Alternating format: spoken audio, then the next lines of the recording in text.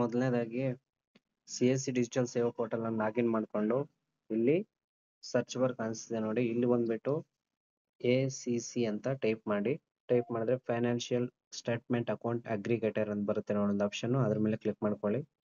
Click ಮಾಡ್ಕೊಂಡ್ರೆ ಈ ರೀತಿ one stop solution get financial details ಅಂತ ಒಂದು ಲಾಗಿನ್ ಆಪ್ಷನ್ ಕಾಣಿಸ್ತಿದೆ ನೋಡಿ, ಇದ್ರ ಮೇಲೆ ಕ್ಲಿಕ್ ಮಾಡ್ಕೋಬೇಕಾಗತ್ತೆ. ಕ್ಲಿಕ್ ಮಾಡ್ಕೊಂಡ್ರೆ ಈ ರೀತಿ CSC ಇದು ID ಕಾಣಿಸ್ತಿರುತ್ತೆ ನೋಡಿ, ಇಲ್ಲಿ ಬಂದ್ಬಿಟ್ಟು ಅಕೌಂಟ್ ಅಗ್ರಿಗೇಟೆಡ್ ಆಥರೈಸ್ ಅಂತ ಇದೆ ನೋಡಿ, ಎಸ್ ಅಂತ ಕೊಡಿ. ಎಸ್ ಕೊಟ್ರೆ ಇಲ್ಲಿ ನೋಡಿ ಈ ರೀತಿ ಆಪ್ಷನ್ಸ್ ಕಾಣಿಸ್ತಾ ಇದೆ.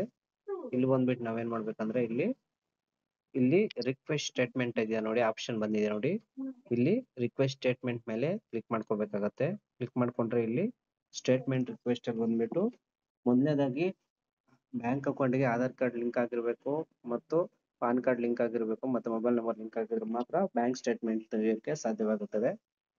ಇಲ್ಲಿ ಬಂದ್ಬಿಟ್ಟು ಮೊಬೈಲ್ ನಂಬರ್ ಅನ್ನ ಹಾಕ್ಬೇಕಾಗತ್ತೆ. ಸೆಲೆಕ್ಷನ್ ಫೈನಾನ್ಷಿಯಲ್ ಇನ್ಸ್ಟಿಟ್ಯೂಷನ್ ಅಂತ ಬರುತ್ತೆ ನೋಡಿ, ಇಲ್ಲಿ ಬಂದ್ಬಿಟ್ಟು ಯಾವ ಬ್ಯಾಂಕ್ ಅಂತ ಸೆಲೆಕ್ಟ್ ಮಾಡ್ಕೋಬೇಕಾಗತ್ತೆ. ಇಲ್ಲಿ ನೀವು ಯಾವ್ದು ಅಕೌಂಟ್ ಸ್ಟೇಟ್ಮೆಂಟ್ ಬೇಕಾಗುತ್ತೋ ಅದನ್ನ ಸೆಲೆಕ್ಟ್ ಮಾಡ್ಕೋಬೇಕಾಗುತ್ತೆ. ಇಲ್ಲಿ ಬಂದ್ಬಿಟ್ಟು ಬ್ಯಾಂಕ್ ನ ಸೆಲೆಕ್ಟ್ ಮಾಡ್ಕೊಳ್ಳಿ. ಇಲ್ಲಿ ಬ್ಯಾಂಕ್ ಸೆಲೆಕ್ಟ್ ಮಾಡ್ಕೊಂಡ್ರೆ ಸ್ಟೇಟ್ಮೆಂಟ್ ಪೀರಿಯಡ್ ಕಾಣಿಸ್ತಿದೆ ನೋಡಿ, ಅಂದ್ರೆ ಯಾವ ಡೇಟು ಅಂತ, ಎಷ್ಟು ಮಂತ್ ಬೇಕು, 6 ಮಂತ್ 3 ಮಂತ್ 12 ಮಂತ್ ಅಂತ ಇಲ್ಲಿ ಸೆಲೆಕ್ಟ್ ಮಾಡ್ಕೋಬೇಕಾಗತ್ತೆ. ಇಲ್ಲಿ ಮಾಡ್ಕೊಂಡು ನೀವು ಟೈಪ್ ಆಫ್ ರಿಪೋರ್ಟ್ ಅಂತ ಬ್ಯಾಂಕ್ ಸ್ಟೇಟ್ಮೆಂಟ್ ಅಂತ ಆಪ್ಷನ್ ಅನ್ನ ಕ್ಲಿಕ್ ಮಾಡ್ಕೊಂಡು ಇಲ್ಲಿ ಕಂಟಿನ್ಯೂ ಮೇಲೆ ಕ್ಲಿಕ್ ಮಾಡ್ಬೇಕಾಗತ್ತೆ. ಇಲ್ಲಿ ಕಂಟಿನ್ಯೂ ಮೇಲೆ ಕ್ಲಿಕ್ ಮಾಡ್ಕೊಂಡ್ರೆ ಈ ರೀತಿ ಮೊಬೈಲ್ ನಂಬರ್ಗೆ ರಿಜಿಸ್ಟರ್ ಮೊಬೈಲ್ ನಂಬರ್ಗೆ ಒಂದು OTP ಹೋಗುತ್ತೆ. ಇಲ್ಲಿ ಮೊಬೈಲ್ ನಂಬರ್ OTP ಆದ್ಮೇಲೆ ಇಲ್ಲಿ ತೋರಿಸುತ್ತೆ ನೋಡಿ ಯಾವ ಬ್ಯಾಂಕ್ ನಮ್ಗೆ ಆ ಮೊಬೈಲ್ ನಂಬರ್ಗೆ ಯಾವ ಬ್ಯಾಂಕ್ಸ್ ಲಿಂಕ್ ಆಗಿದೆ ಅಂತ ತೋರಿಸುತ್ತೆ. ಇಲ್ಲಿ ಬಂದ್ಬಿಟ್ಟು ಇಲ್ಲಿ ಬ್ಯಾಂಕ್ ಅಕೌಂಟ್ ಕಳಿಸಿಲ್ವಾ, ಇಲ್ಲಿ ಬಂದ್ಬಿಟ್ಟು ಪ್ರೊವೈಡೆಡ್ ಕನ್ಸೆಂಟ್ ಅಂತ ಕೊಡಿ.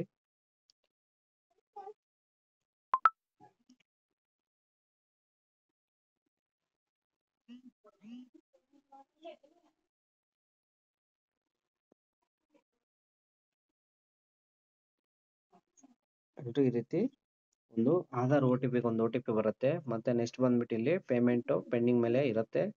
ಇಲ್ಲಿ ರಿಫ್ರೆಶ್ ಮಾಡ್ಬೇಕಾಗತ್ತೆ. ರಿಫ್ರೆಶ್ ಮಾಡಿದ್ರೆ ಇಲ್ಲಿ ಒಂದ್ಸರಿ ರಿಫ್ರೆಶ್ ಮಾಡಿದ್ರೆ ₹50 ಪೇ ಮಾಡ್ಬೇಕಾಗತ್ತೆ ಅಮೌಂಟ್.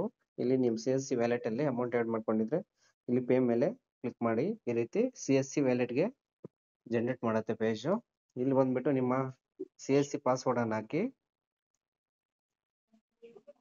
ಮತ್ತೆ CSC ಪಾಸ್ವರ್ಡ್ ಹಾಕಿ, ಮತ್ತೆ ನೆಕ್ಸ್ಟ್ ಪೇಜ್ ಬಂದ್ಬಿಟ್ಟು CSC ವ್ಯಾಲೆಟ್ ಪಿನ್ ಹಾಕಿದ್ಮೇಲೆ ಅಲ್ಲಿ